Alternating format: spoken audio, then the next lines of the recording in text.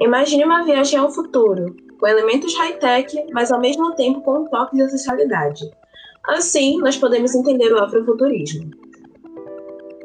Movimento multidisciplinar que utiliza a música, as artes plásticas, a moda, entre outras coisas a mais, ele estabelece o encontro entre a história, o resgate da mitologia e cosmologias africanas com a tecnologia, a ciência, o novo e o inexplorado. Em poucas palavras, o afrofuturismo é sobre pensar em um futuro negro.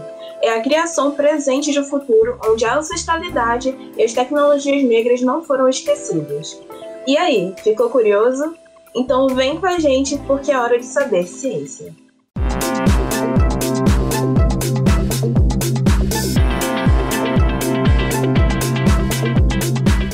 Oi, você aí de casa, tudo bem? Eu me chamo Leônidas Carvalho e te convido para ficar conosco no 10º episódio do Saber Ciência.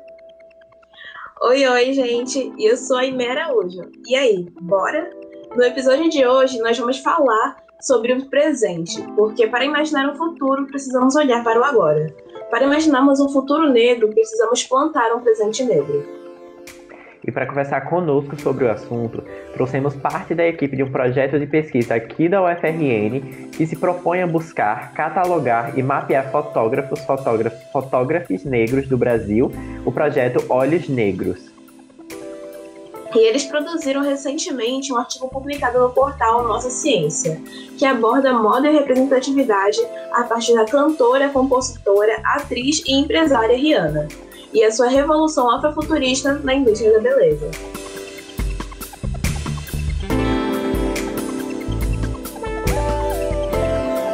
Professora adjunto do Departamento de Comunicação Social do curso de Audiovisual da UFRN e coordenador do projeto de extensão Mostra Monstra, Rodrigo Almeida. E aí, gente? Formado em audiovisual e agora graduando em jornalismo pela UFRN, participa do projeto Pesquisa Olhos Negros e tem interesse nos estudos afrofuturísticos, Kellen Gladson. Olá, boa tarde. Graduando em jornalismo pela UFRN, integrante do projeto de pesquisa Olhos Negros, entusiasta da fotografia e interessado em afrofuturismo e decolonialidade, Richardson Souza. Oi, gente. Boa tarde. Sejam muito bem-vindos ao Saber Ciência. É uma honra ter vocês aqui. Eu que agradeço, a gente que agradece a participação. A gente ficou super feliz com o convite. Acho que é muito bom ter esse espaço para divulgar um pouco da nossa produção científica, né? Enfim, diferentes veículos. Rodrigo, para iniciar a nossa conversa, o Olhos Negros é um projeto que parte da discussão e da pesquisa sobre visibilidades e alteridades na fotografia negra contemporânea brasileira. De onde surgiu a ideia e a necessidade de criar um projeto abordando essa temática? Então, o projeto Olhos Negros ele foi idealizado, né, pelo professor do Departamento de Comunicação Social, Daniel Meirinho. O projeto, inicialmente, ele tinha esse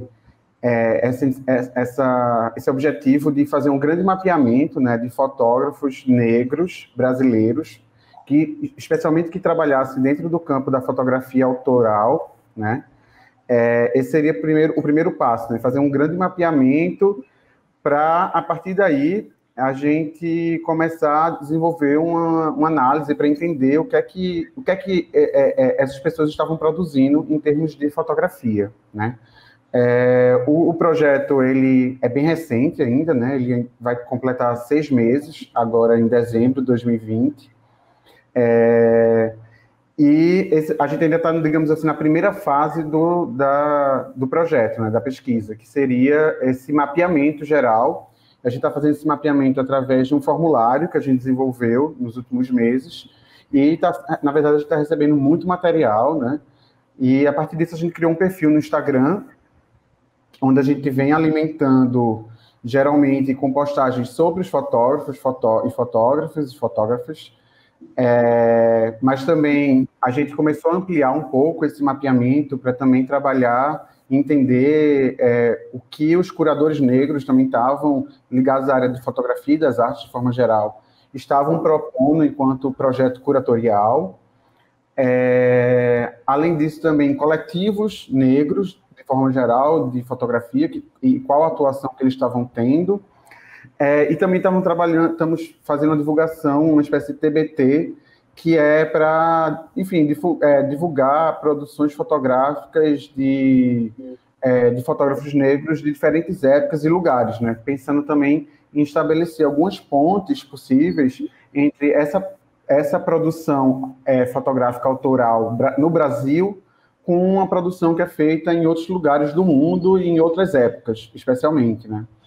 E aí também a gente está pensando, assim, a gente tem divulgado também algumas produções acadêmicas que tocam nesse âmbito, porque mais para frente a ideia é a gente criar realmente um site de referência, né, onde a gente possa reunir todo esse conteúdo e ele sirva mesmo como uma fonte, né, de conhecimento, de produção de conhecimento dessa área especificamente.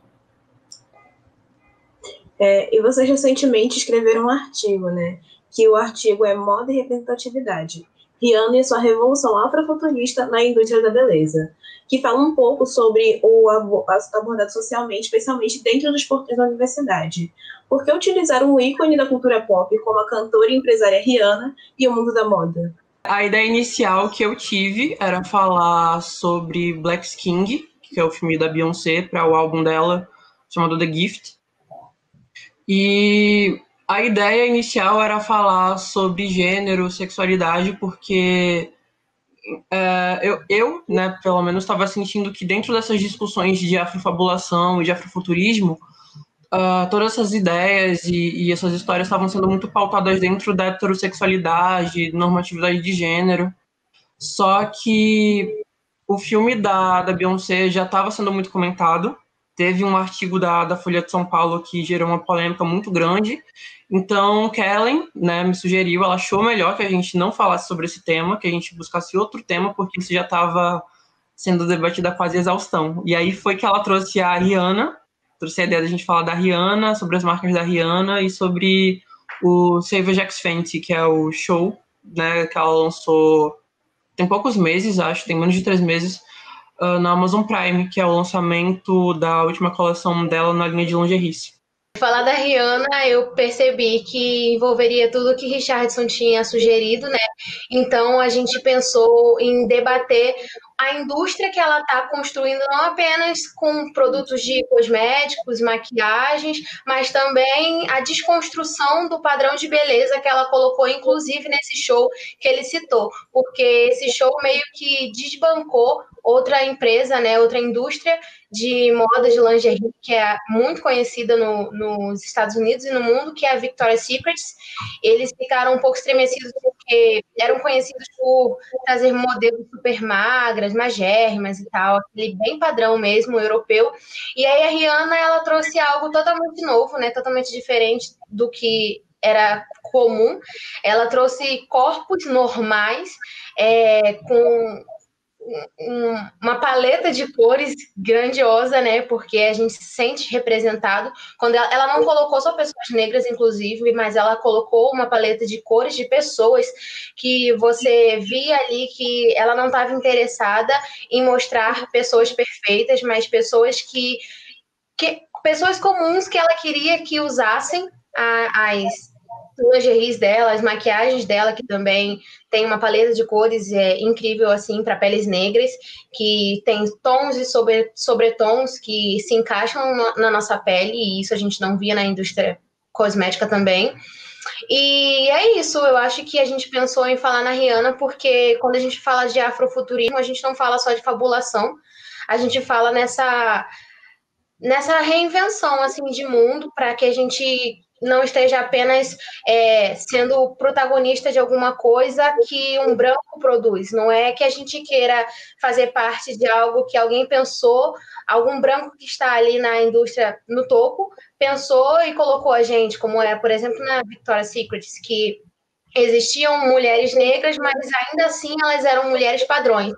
A gente quer protagonizar por completo, a gente quer produzir, a gente quer ter a sensação de que outras pessoas elas podem ser contempladas com aquilo que a gente fez por completo. não simplesmente por estarem aparecendo, mas por saberem exatamente qual é a dor que elas sentem, sabe? E a gente percebeu que na Rihanna, na indústria dela, tinha isso, e a gente viu a questão afrofuturista de uma forma muito concreta.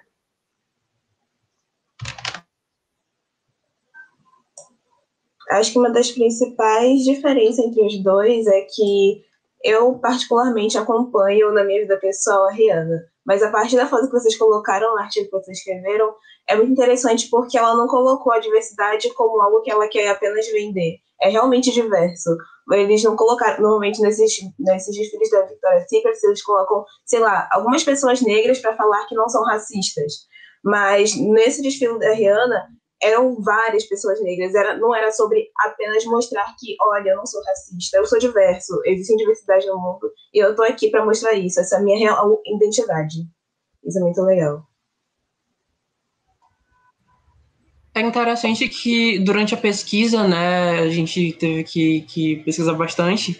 Eu assisti um vídeo de entrevista da Rihanna, não vou me recordar para quem agora, mas ela fala especificamente da linha de maquiagem, né, que no início eram 40 tons e agora são 50. Que ela fala para o entrevistador que ela não sabia o que ela estava fazendo direito. Tipo, claro que ela sabia que era uma coisa grandiosa o que ela estava fazendo, mas ela achava que já tinham outras marcas produzindo tonalidades de tons diversos, assim como ela estava fazendo, né? E aí, durante o processo de desenvolver a marca e durante o lançamento, que ela vai tomando consciência do quão grande é a coisa que ela está fazendo, né? Porque primeiro vem a maquiagem, e alguns anos depois vem a marca de luxo de roupas dela, mas mesmo que a marca seja de luxo, não seja acessível para todo mundo por causa do preço, obviamente, acho que só pela publicidade já vale, porque é um poder de comunicação massivo, né, de uma marca tão grande, né? A Rihanna tem milhares de seguidores no Instagram, acho que só isso já é bem grande.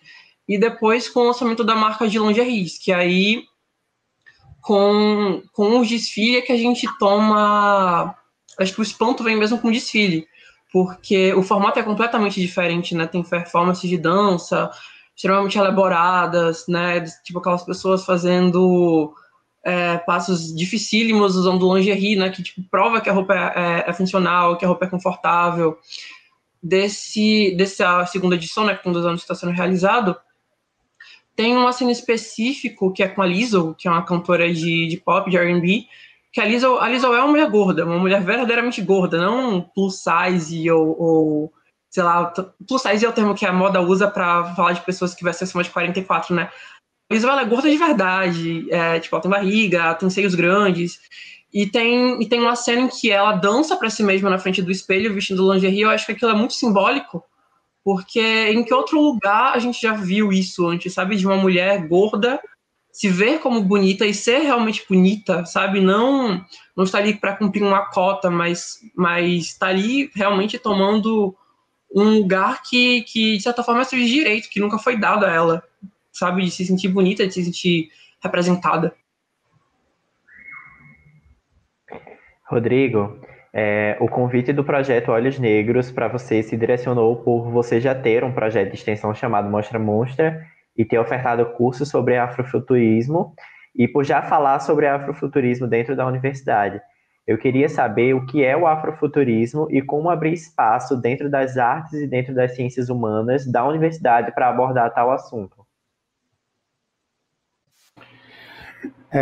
Então, eu sou coordenador desse projeto de extensão, a Mostra Monstra, né, que um dos objetivos é basicamente oferecer cursos gratuitos que toquem em temas que sejam contemporâneos, importantes, mas que geralmente eles não estão tão presentes dentro dos planos de aula, dentro das disciplinas da universidade, né? No ano passado, a gente organizou um curso de Cinema Africano pela Descolonização das Telas, né, que foi um curso bem importante, eu acho, para uma abertura de referências não europeias e nem estadunidenses, né?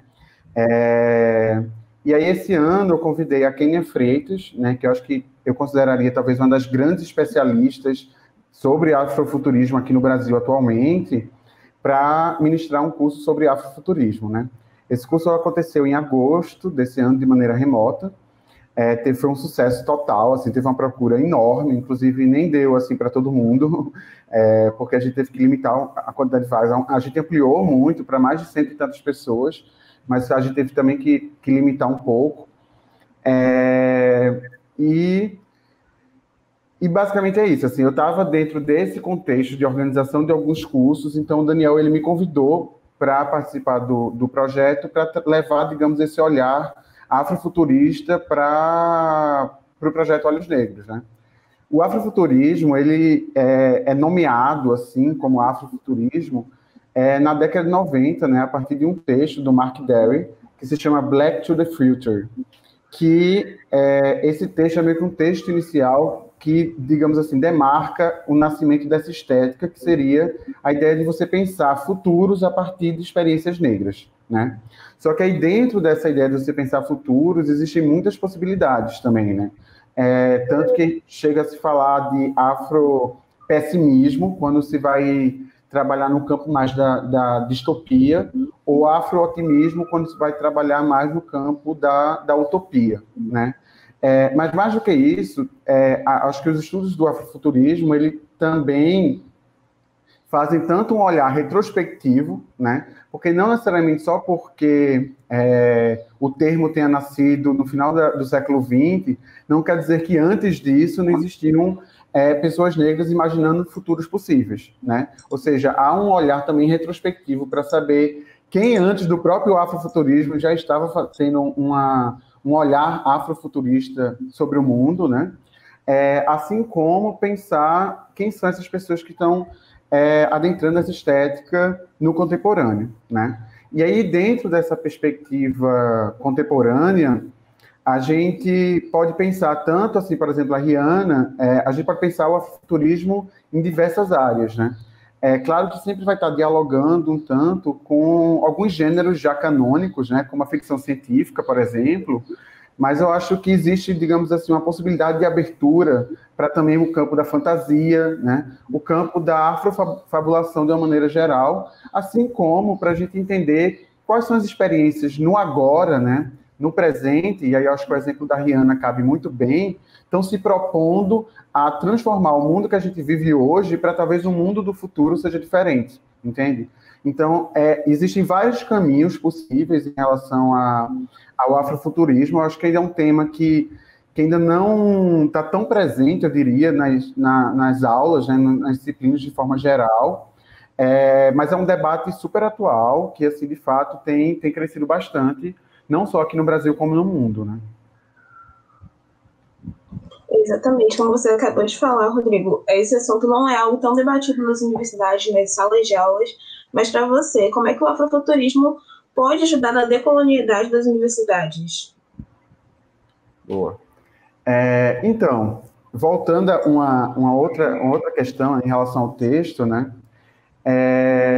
Eu acho assim que, na verdade, dentro da universidade, né, a história da universidade ela foi, de certa forma, fundada entre uma separação dos conhecimentos que eram válidos e outros conhecimentos que não eram válidos, né?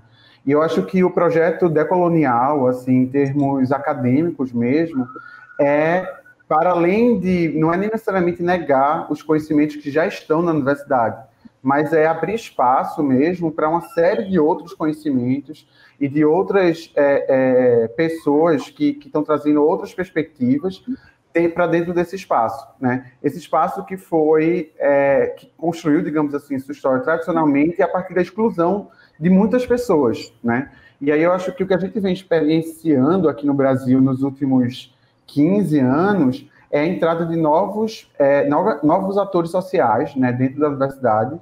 Então, é por isso também que novos temas estão sendo acessados, né? Novas perspectivas estão entrando aí.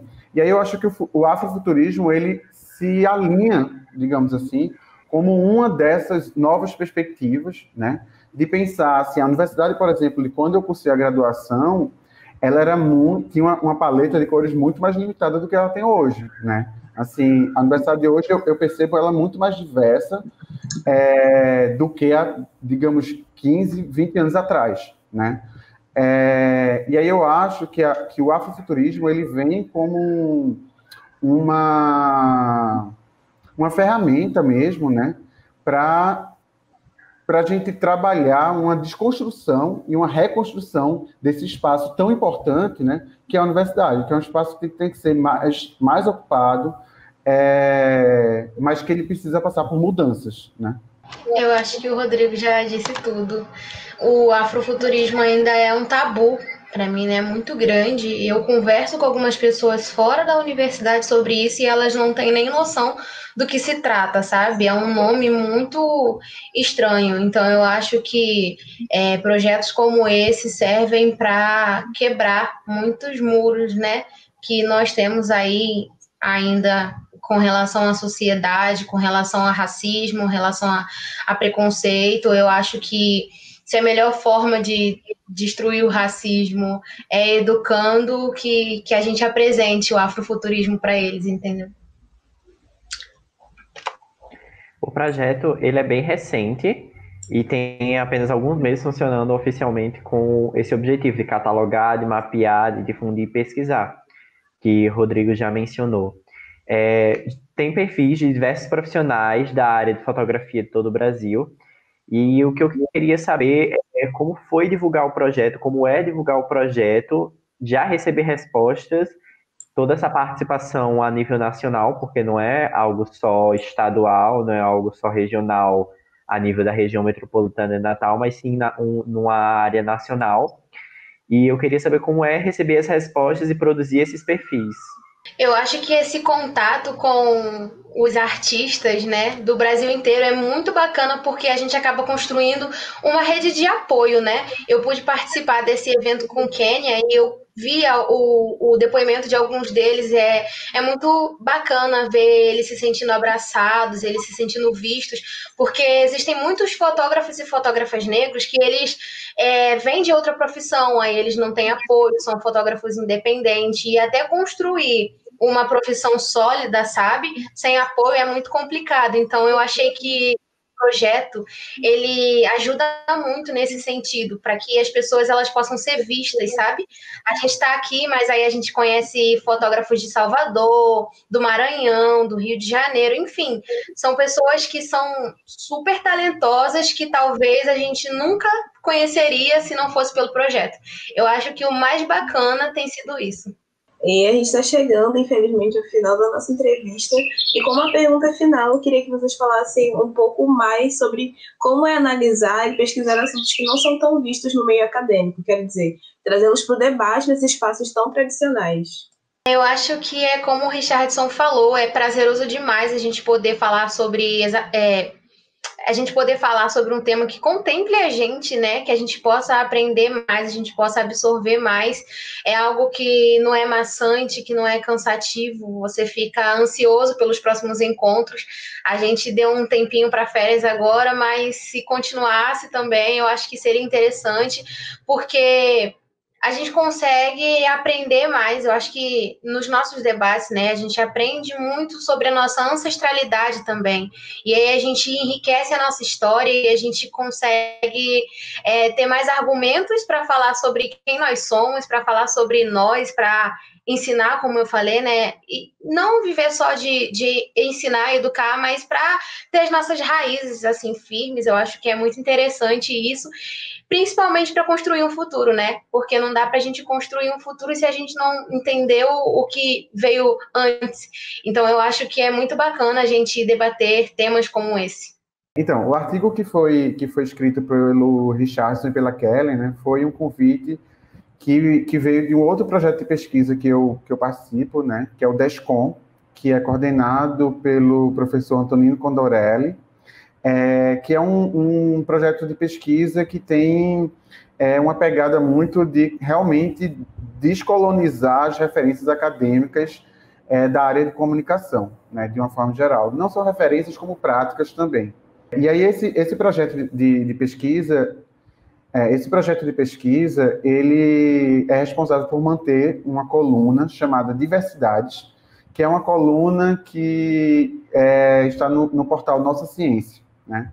E aí, a partir disso, a gente se organizou para cada semana uma das pessoas, um dos pesquisadores do DESCOM, ser responsável por escrever ou por convidar alguém, né, para ocupar aquele espaço durante aquela semana, né? Durante os meus nas 4 vezes que era para ser a minha vez, digamos assim, eu entrei em contato com alunos, assim, orientandos de TCC, orientandas do meu projeto de extensão Mostra, monitora, orientandos do projeto de pesquisa, para que eles assumissem e escrevessem o artigo naquele momento, né? Nisso a gente já trabalhou alguns temas, né? Já passamos pela Mostra Macambira, né? Uma mostra de realizadores que aconteceu em Natal. Passamos por um texto sobre as mulheres pioneiras do cinema, né? Com foco nas pretas e nas latinas.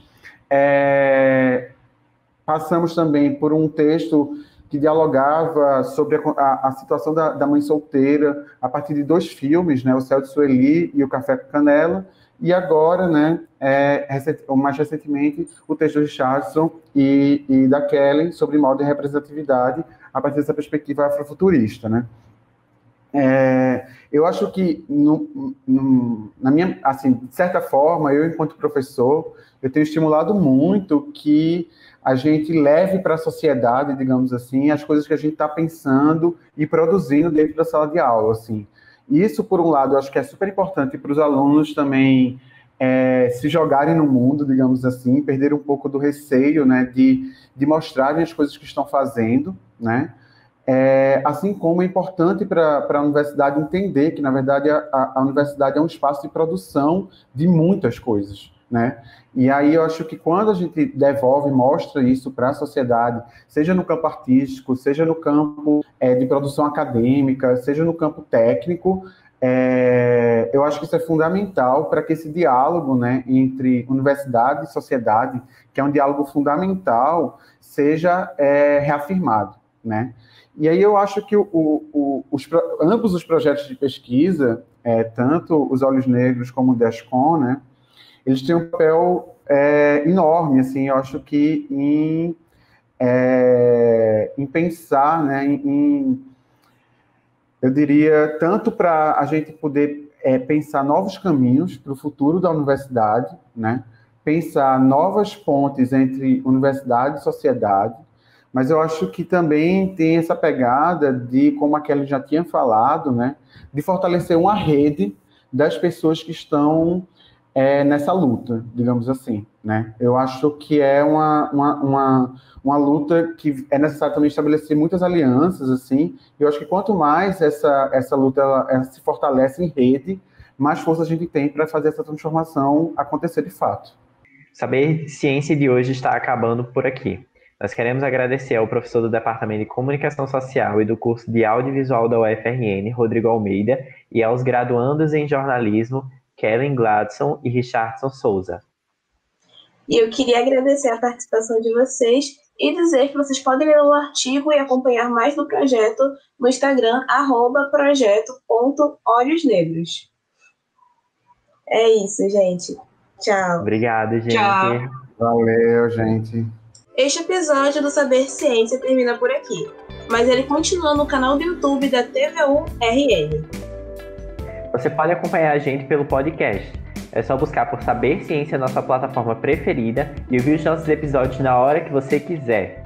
Para saber mais sobre o projeto Olhos Negros, é só procurar por @projeto.olhosnegros no Instagram. E as nossas redes sociais estão abertas para você. Você ainda pode mandar um comentário no nosso Instagram.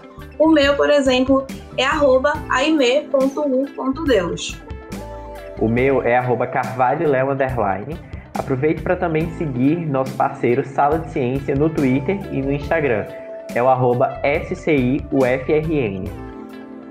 A gente espera você na próxima edição do Saber Ciência. Tchau! Tchau!